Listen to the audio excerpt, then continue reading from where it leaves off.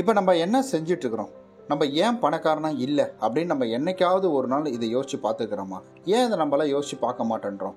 நம்மளுடைய வாழ்க்கை எப்படி போயிட்டுருக்கு? நம்ம ஒரு பையன் பிறக்கிறான், அப்புறம் அவன் பெரியவன் ஆகிறான், படிக்கிறான், காலேஜ் முடிக்கிறான், ஒரு நல்ல வேலைக்கு போகிறான், கல்யாணம் பண்ணுறாங்க, காரு வீடு இதெல்லாம் வாங்குறாங்க. ஸோ அதுக்கப்புறம் நல்ல ஒரு காஸ்ட்லியான ஐஃபோன் வாங்குறாங்க.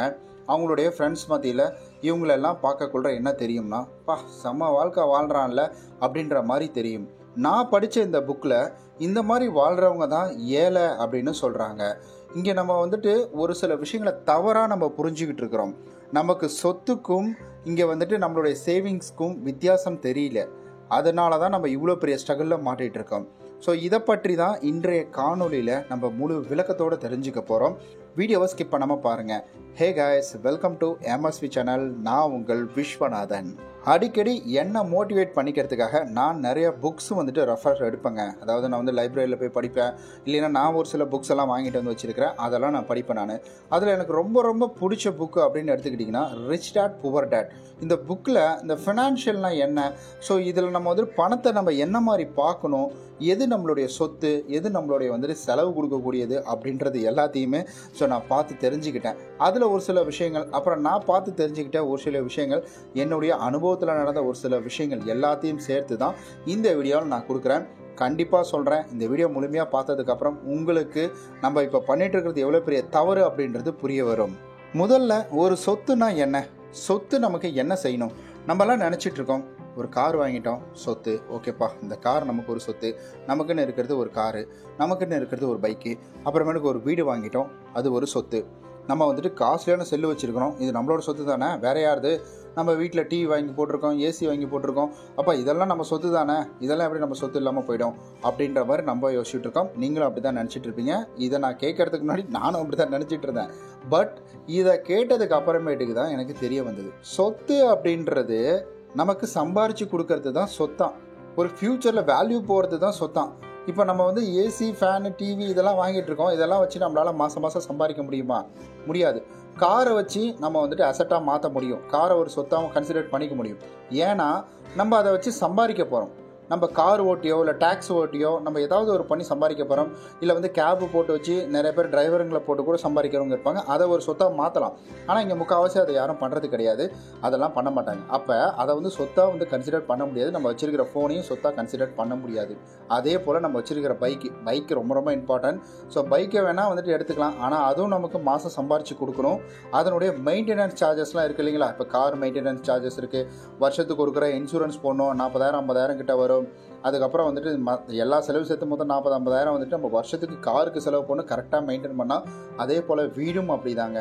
இங்கே என்ன இந்த புக்கில் சொல்கிறாங்க அப்படின்னு கேட்டிங்கன்னா, இங்கே சொத்துன்னு சொல்கிறது எதுவுமே சொத்து கிடையாது. உங்களுக்கு மாதம் எது சம்பாரித்து கொடுக்குதோ அதுதான் சொத்து. இப்போ நான் ஒரு 2 வீடு வாங்கி போட்டிருக்கிறேன். அந்த 2 வீட்டில் உண்மையால இல்லைங்க, சும்மா ஒரு எடுத்துக்காட்டுக்கு சொல்கிறேன். ஒரு 2 வீடு வாங்கி போட்டிருக்கேன். அந்த 2 வீட்டை பார்த்தீங்கன்னா வாடகைக்கு விட்டுருக்கேன். அந்த 2 வீட்டையும் நான் கடனுக்கு தான் வாங்கினேன். ஆனால் அந்த வீடு எல்லாமே பார்த்தீங்கன்னா நான் என் கை காசை போட்டு நான் அந்த வீட்டுக்கு கடன் கட்டலை. அந்த வீட்டில் வாடகைக்கு இருக்கிறவங்க எனக்கு வாடகை கொடுக்குறாங்க. அந்த காசை நான் அப்படியே டியூ கட்டுறேன், அவ்வளோதான். ஸோ இது என்ன ஆகும்னா, நம்ம இந்த கடனெல்லாம் அடைச்சி முடிச்சதுக்கு அப்புறமேட்டுக்கு தான் அது நமக்கு ஒரு சொத்தாக மாறும். இப்போ ஆனால் அந்த கடன் நம்மக்கிட்ட நம்ம கையிலேருந்து நம்ம கொடுக்க போகிறது கிடையாது. அந்த சொத்து ஒரு விஷயத்தை சம்பாரித்து கொடுக்குது, அதை வச்சு நம்ம அந்த கடனை அடிக்கிறோம். அந்த சொத்து அதை சம்பாரிச்சிக்கிறதுக்கு அதுவே சம்பாரித்து கொடுக்கும். குழப்பமாக இருக்குல்ல, ஆனால் ஈஸியாக புரியும். அதாவது இப்போ நம்ம ஒரு சொத்து வாங்குறோம்னா அதை கடனுக்கு வாங்குகிறோம் அப்படின்னாலும் சரி, அது எதுக்கு வாங்குறோம் அப்படின்னாலும் சரி, அந்த கடனை அடைக்கிறதுக்கு அந்த ஒரு சொத்தின் மூலயமா பணத்தை எடுக்கிறது தான். ஸோ இங்கே உண்மையாலுமே சொத்து அப்படின்னு சொல்கிறாங்க இந்த ரிச் டேட் புவர் டேட்டில். சரி, ஓகே, இன்னும் நான் உங்களுக்கு புரிகிற மாதிரி ஒரு விஷயத்த சொல்கிறேன். இப்போ நம்ம ஒரு பிஸ்னஸ் பண்ணுறோம். அந்த பிஸ்னஸில் நம்ம என்ன பண்ண போகிறோம்? முதல்ல நம்மளுடைய உழைப்பை கொடுக்குறோம், நம்மளுடைய வேலையை அதிகமாக உள்ளே போடுறோம், டெடிக்கேட்டடாக ஒர்க் பண்ணுறோம். இப்போ அந்த டெடிக்கேட்டட் ஒர்க் என்ன ஆகும் அப்படின்னு பார்த்தீங்கன்னா, அது நமக்கு ஒரு 5 வருஷம் கழித்து ஒரு நல்ல ஒரு இன்கம்மை கொடுக்கும். அந்த மாதிரி ஒரு ஒர்க். நீங்கள் வீட்டில் உட்காந்து தூங்கிட்டு இருந்தாலும் அது உங்களுக்கு பணத்தை சம்பாரித்து கொடுக்கும், அது ஒர்க். ஸோ இதெல்லாம் தான் உங்களுக்கு மிகப்பெரிய ஒரு ஒர்க்காக மாறுது. இதுதான் நம்மளுடைய அசட்டாக மாறுது அப்படின்றத சொல்கிறாங்க. இப்போ மாதம் மாதம் நம்ம ஒரு வேலைக்கு போயிட்டுருக்குறோம். மாதம் மாதம் நம்ம ஒரு 1 லட்ச ரூபா சம்பாதிச்சாலும் நம்ம அடுத்த மாதம் வேலைக்கு போனால் தான் அந்த 1 லட்ச ரூபா நமக்கு வரும். அடுத்த மாதம் வேலைக்கு போகலைன்னா 1 லட்ச ரூபா வராது. நம்ம வந்துட்டு அப்போ நம்ம சொத்தை நோக்கி நம்ம ஓடல. நம்ம வாங்குற 10,000 1 லட்சம் சம்பளம் அப்படின்னா கூட அது நமக்கானது கிடையாது. இப்போ நீங்கள் ஒரு பிஸ்னஸ் பண்ணுறீங்க. இன்னும் ஒரு சிம்பிளாக வந்துட்டு ஒரு எக்ஸாம்பிள் சொல்கிறேன் பாருங்கள். இப்போ பெரிய பெரிய செலிபிரிட்டிலாம் இருக்கிறாங்க. எப்பா 270 கோடிப்பா, 300 கோடிப்பா, 400 கோடி சம்பளம் வாங்குறாங்கப்பா அப்படின்னு சொல்கிறாங்கல்ல. ஆனால் அவங்க அதில் குறிப்பிட்ட பணத்தை வந்துட்டு கவர்மெண்ட்டுக்கு கட்டணும், டேக்ஸாக கட்டணும். அதுவே ஒரு பிஸ்னஸ் மேன் இருக்கிறாங்க, அவங்க வந்துட்டு லட்சக்கணக்கில் பணம் சம்பாதிக்கிறாங்க, கோடிக்கணக்கில் வந்துட்டு சம்பாதிக்கிறாங்க. ஒரு இவங்களை விட அதிகமாக சம்பாதிக்கிறாங்க. அதாவது நம்ம ஆக்டர்லாம் இருக்கிறாங்க பார்த்தீங்கன்னா, அவங்கள விட பல மடங்கு அதிகம். அதாவது அவங்களாம் 1000 கோடி 2000 கோடி சம்பாதிக்கணும்னு வச்சுக்கோங்களேன்.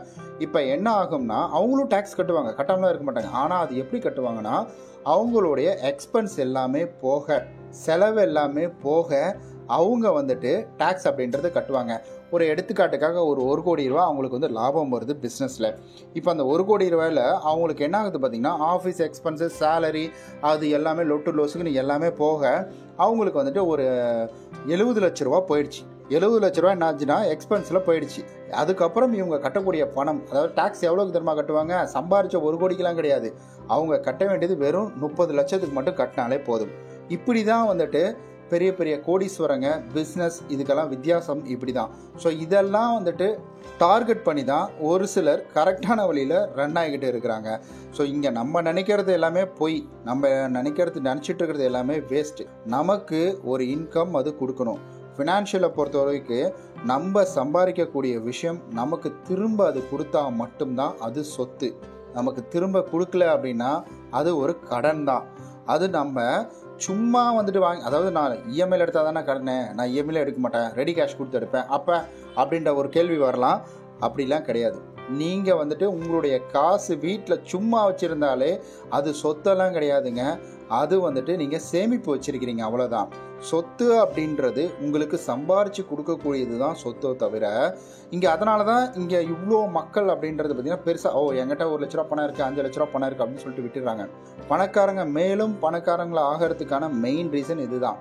பணம் வந்துட்டு சேர்ந்த இடத்துல சேர்றதுன்னு பணத்தை குறை சொல்லிட்டு இருப்பாங்க, அதெல்லாம் கிடையாது. பணக்காரங்க மேலும் பணக்காரன் ஆகிறதுக்கான மெயின் ரீசன் என்னன்னா இந்த ஒரு காரணம் தான். அவங்க சொத்து வாங்குவாங்க, அந்த சொத்து பல மடங்கு இவங்களுக்கு சம்பாரித்து கொடுக்கும். அதனால தான் பணம் மேலும் மேலும் இவங்களுக்கு சேர்ந்துக்கிட்டே போயிட்டு இருக்குது. லக்ஸரி பொருள் வாங்குறாங்க, இவங்களாம் பணத்தை தண்ணி மாதிரி செலவு பண்ணுவாங்க அப்படின்னு சொல்கிறோம் பார்த்தீங்களா, அதெல்லாம் கிடையாது. நம்ம முதல்ல ஒரு விஷயம் சொன்னோம் பார்த்தீங்களா, எக்ஸ்பென்ஸ், டேக்ஸ். ஸோ இதெல்லாம் வந்துட்டு ஈக்குவல் பண்ணுறதுக்காக தான் இந்த மாதிரி விஷயங்கள். ஒரு சில ஐடி கம்பெனிலாம் நீங்கள் எடுத்துக்கிட்டிங்கன்னா, இல்லை நீங்கள் கூட ஐடி கம்பெனியில் வேலை செய்யலாம், உங்களுக்கு பார்ட்டி வைப்பாங்க. ஒரு சில வந்துட்டு விஷயங்கள் எல்லாமே ஆஃபீஸில் தேவையில்லாத விஷயங்கள்லாம் செய்வாங்க. ஸ்நாக்ஸ் அதிகமாக வாங்கி கொடுக்குறதா இருக்கட்டும் சரி, டீ காஃபி மிஷின் வைக்கிறதா சரி, இந்த மாதிரி விஷயங்கள்லாம் பண்ணுவாங்க. ஆனால் உங்களுக்கு பணமாக எதையும் கொடுக்க மாட்டாங்க.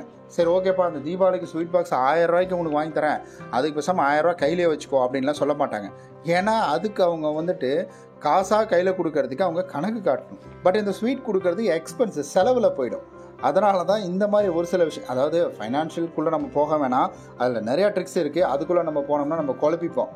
நம்மளுடைய மெயின் மோட்டிவ் என்ன, இந்த வீடியோவோட மோட்டிவ் என்னென்னா, நம்ம சொத்துன்னு நினச்சிட்டு இருக்கிற எதுவுமே இங்கே சொத்து கிடையாது. அப்போ நமக்கு சொத்து என்னன்னா, நமக்கு சம்பாரித்து கொடுக்கக்கூடியதான் சொத்து அப்படின்றத புரிஞ்சுக்கணும் அப்படின்றதுக்காக தான் இந்த வீடியோவை நான் மேக் பண்ணேன். ஏன்னா பணக்காரங்க இந்த தாட்டில் தான் ஓடிக்கிட்டு இருக்காங்க. அதனால தான் நான் இதை உங்ககிட்ட ஷேர் பண்ணிக்கிட்டேன். ஸோ நானும் அடுத்து இதையே ஃபாலோ பண்ண ஆரம்பிக்க போகிறேன். ஓகே நண்பர்களே, ஸோ இந்த வீடியோ கண்டிப்பாக உங்களுக்கு பிடிச்சிருக்கும் அப்படின்னு நம்புகிறோம். இந்த வீடியோ உங்களுக்கு எந்தளவுக்கு பயனுள்ளதாக இருந்தது அப்படின்றத கமெண்டில் சொல்லிடுங்க.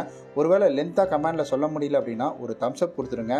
இல்லைன்னா நம்மளுடைய சேனலினுடைய பெயரை மட்டும் அந்த இடத்துல எம்எஸ்வின்னு டைப் பண்ணிட்டு போயிடுங்க. இல்லைன்னா ஏதாவது எமோஜி இருந்துச்சு, இமேஜ் இருக்குது பார்த்தீங்களா, இமேஜ். ஸோ அந்த மாதிரி விஷயங்களை கூட கீழே வந்துட்டு ஷேர் பண்ணிட்டு போங்க. எனக்கு இதை பார்க்கக்குள்ள நிறைய பேர் இவ்வளோ தூரம் இன்ட்ரெஸ்ட் காட்டுறாங்க அப்படின்னு சொல்லிட்டு ஸோ நான் மோட்டிவேட் ஆவேன். அதனால் இன்னும் நிறையா குவாலிட்டி கிளாரிட்டியான வீடியோஸை மேக் பண்ணி நல்லா கொடுக்கும். ஓகே நண்பர்களே, நம்ம நாளைக்கு இது போல் வேறு ஒரு சூப்பரான வீடியோவில் சந்திக்கலாம். பாய்.